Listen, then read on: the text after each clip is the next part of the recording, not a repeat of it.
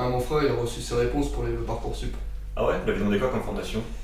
Il hésitait entre IUT Communication et fac espagnol. Bah bon courage à lui, hein. Et du coup, ça a donné quoi? Il a été refusé partout. En même temps, c'est pas lui dans son livret scolaire, il a des bavardages parce qu'il a pris ses cours pour des meetings, des absences pour cause de manifestations, voire même des insolences avec ses profs. Ouais, enfin, insolence, il m'a expliqué que son prof d'histoire, Monsieur Marx, il était bien de droite, lui. Bah, ça se comprend ça aussi. Ouais. En même temps, qu'est-ce que tu veux espérer avec ces feignasses de profs?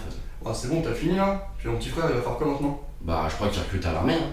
Donc ok, on va s'arrêter là les gars. On va arrêter de tout rejeter sur sa seule responsabilité. Parce que les inégalités sociales et scolaires augmentent dans notre pays et que ceux d'en haut font tout Pour les faire exploser.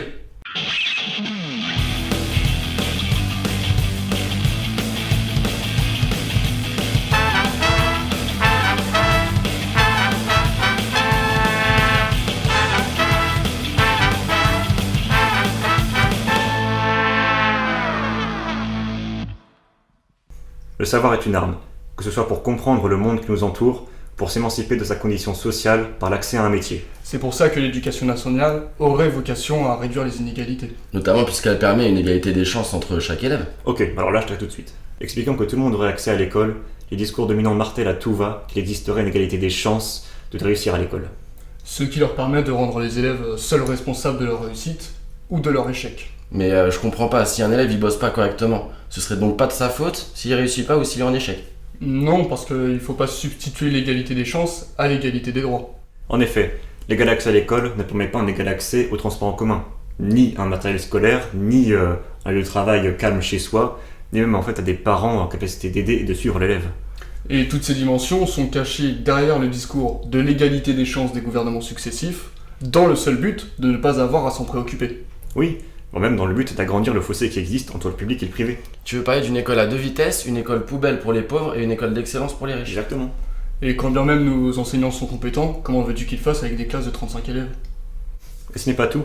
Les réformes du bac imposées par Macron et Blanquer ne cessent d'augmenter les inégalités de traitement, notamment par l'accentuation des spécialisations dans les lycées généraux, technologiques ou professionnels. Oui, si on prend l'exemple de mon petit frère, on lui a demandé, de son passage à la 3e à la seconde, de faire 4 choix d'exploration. Il a dû en jeter un en arrivant en première, pour n'en avoir plus que 2 en terminale.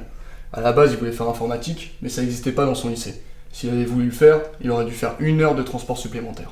Tu veux dire que du coup on lui a demandé en fin de 3e de se préorienter dans des formations qu'il peut pas reprendre derrière, s'il a envie de changer, et en plus ces formations elles sont inéquitablement réparties sur le territoire. Ouais, pas de chance. Mais derrière cette spécialisation précoce se cache aussi l'amoindrissement du socle commun. Et t'entends quoi par socle commun du coup? En fait, le socle commun, c'est l'ensemble des connaissances enseignées à tous les élèves d'un même niveau, quelle que soit leur filière ou leur choix d'enseignement spécifique. Il permet à la fois d'apporter une culture générale commune, mais aussi un enseignement général à chaque élève pour qu'il puisse se réorienter au moment venu. Pouvoir passer d'une formation de maths à une formation de français, par exemple. Ok, et du coup Parcoursup dans cette histoire? Eh bien, Parcoursup vient sélectionner les lycéens entre eux selon différents critères pour les caser dans des formations au post-bac. Sachant que faute de volonté politique, il y a de plus en plus de formations post-bac qui sont dites en tension, c'est-à-dire qu'il n'y a pas assez de place pour recevoir les demandes des lycéens. Ah alors ça y est, mon frère fait officiellement partie des 100 000 à 150 000 jeunes qui chaque année quittent le système scolaire sans diplôme. Merci la réforme du bac, merci Parcoursup. Et il faut ajouter une chose, le gouvernement a honteusement profité du confinement pour faire passer des mesures comme l'instauration du contrôle continu. Et c'est quoi le problème avec le contrôle continu?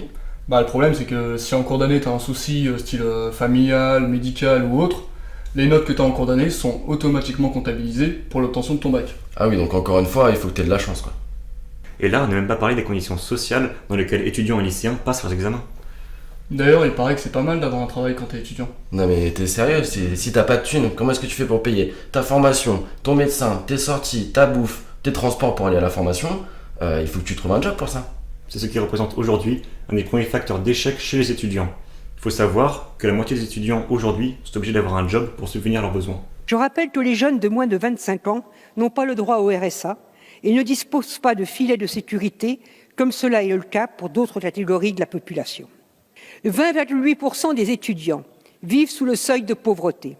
Leur revenu moyen est de 837 €, 737 € pour les jeunes issus de la classe ouvrière.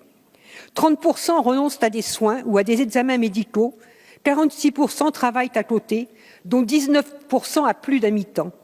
54% d'entre eux déclarent ne pas avoir d'autre choix pour pouvoir subvenir à leurs besoins. Les conséquences sur la réussite des études sont réelles. Et puis on l'a bien vu pendant le confinement à quel point les étudiants ils sont précarisés. Le Secours populaire il a dû faire des distributions en bas des CTU pour pas que les étudiants crèvent de faim. Ne pas lutter contre le salariat contraint, c'est accepter, chers collègues, les conséquences actuelles de jeunes qui, ayant perdu leur emploi des suites du confinement, ont recours aux associations caritatives. Et on n'oublie pas le souvenir douloureux d'Anas qui, en novembre 2019, s'est immolé par le feu devant le Crous de Lyon car il ne pouvait plus faire face à sa situation précaire. Et ce sont de plus en plus de lycéens qui, notamment dans les lycées pro, sont obligés de se salarier dès la première. Il y a un statut social de l'étudiant qui est à définir, même s'il ne rentre pas dans le salariat classique, au sein des mécanismes de production. Je propose donc de reconnaître formellement le travail étudiant comme processus de qualification, tant ethnique que social, ouvrant à rémunération. La charte de Grenoble de 1946 reconnaît explicitement la qualité de travailleur aux jeunes en études. Son article 4 dispose que, en tant que travailleur, l'étudiant a droit au travail et au repos dans les meilleures conditions et l'indépendance matérielle.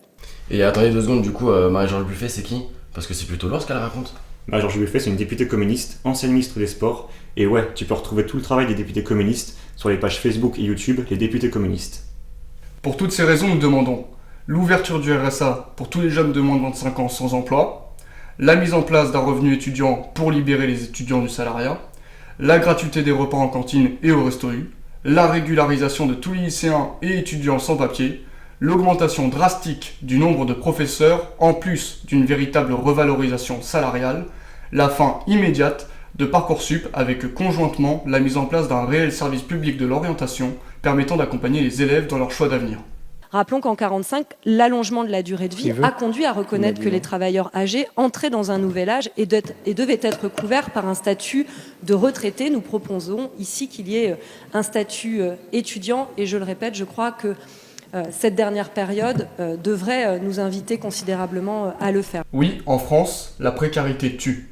Oui, la pénurie de moyens pour vivre, s'éduquer et s'orienter existe. Oui, nous nous devons d'agir. Nous avons été nombreux, lycéens et étudiants, à battre le pavé ces dernières années. Systématiquement décrédibilisé, voire moqué, le pouvoir n'a pourtant eu de cesse de réprimer ces mouvements de jeunesse par une violence non égalée depuis 68.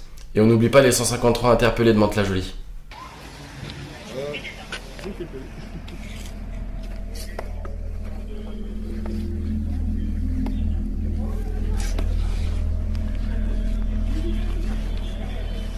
Voilà une classe qui se tient sage.